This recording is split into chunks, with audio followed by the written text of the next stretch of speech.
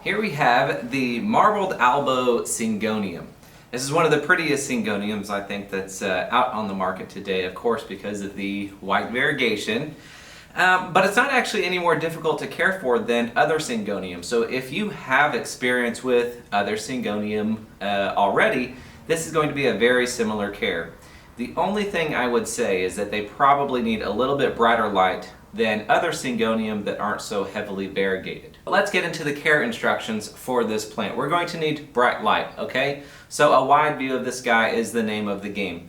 You might burn your leaves if you put it too close to the window. So if you know you have a hot window, say from a south window or a west window, it's going to be best to back it off maybe a couple of feet and sort of monitor for growth, healthy growth going forward, and adjust accordingly.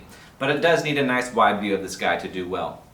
As far as watering goes, we water when they're about 25% dry during the growing season. We actually carry this on during the winter months as well, but keep in mind as your plant gets larger, it will be able to store a little bit more water. So this one is in a very small pot. This is a 3.5-inch pot, so that's why I would water 25% year-round, just because the plant has such little water storage. But as the plant gets more mature and larger, these stems will get thicker. It will become a little bit more drought tolerant.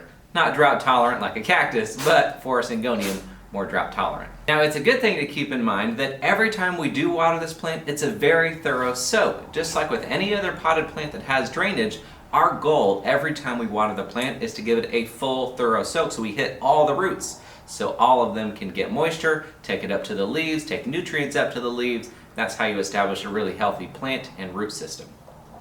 For fertilizing, I just use a general purpose fertilizer throughout the spring and the summer months. That's their growing season. And then as growth slows down during the winter time, I back it off. I don't usually fertilize at all through from about November through February, March, somewhere around there. If you want to repot this plant, make sure to just go up one pot size larger than the root ball. So for example, this is a 3.5-inch pot. I would go up maybe to a 5-inch pot at most. And I would just repot this plant every couple of years or when the roots are starting to come out of the bottom drainage system. As soil goes, I just use our standard aeroid soil mix. We have some that you can pick up in store, or it's pretty easy to make your own. I use 1 part houseplant soil, 1 part perlite, and 1 part orchid bark or other chunky material like cocoa husk to provide that real airiness that they need.